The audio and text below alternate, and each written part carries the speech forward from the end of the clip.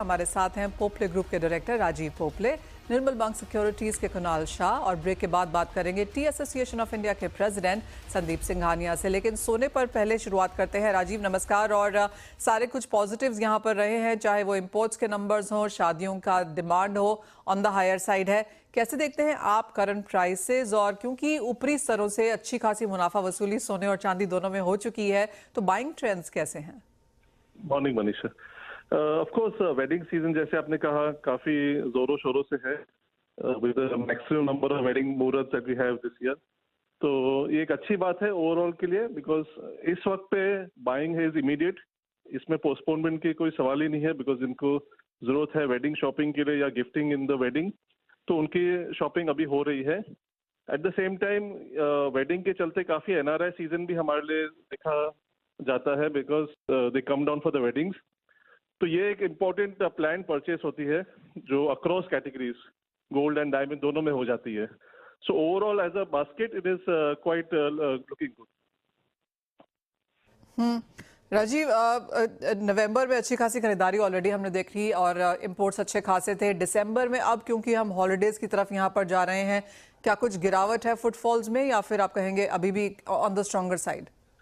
तो in fact holidays के लिए हमारे लिए अच्छी सीजन होती है इंडिया में, बिकॉज काफी एनआरआईज इंडिया आते हैं because of the winters back home. तो यहाँ पे for wedding attendance and for their holidays in India ये काफी अच्छी सीजन होती है।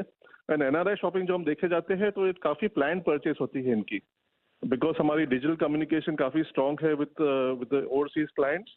तो ये प्लान करके आते हैं इनको क्या परचेसेस करनी है, specially diamonds and higher and gold jewellery में इनकी काफी स्ट्रॉन्ग रिक्वायरमेंट होती है।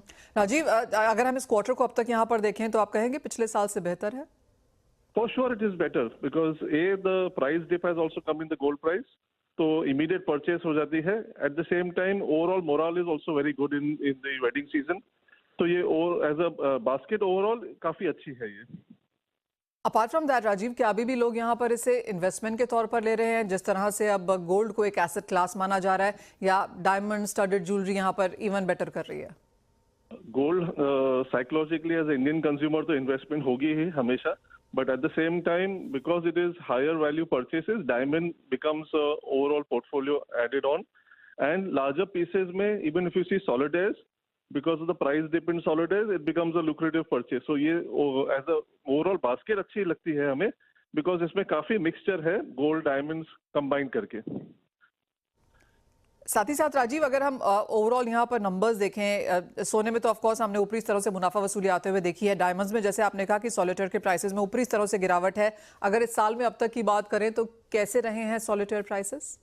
तो solid prices overall has dipped past 2-3 years में, तो अराउंड 30% की डिप आ चुकी है। But growth wise the value is you can say same और at least 10% more as a value growth in sales. So that's a encouraging point कि ये consumer demand अच्छी है इसकी, एंड लार्जर साइज पीसेस की काफी अच्छी है, which is over a carrot and upwards.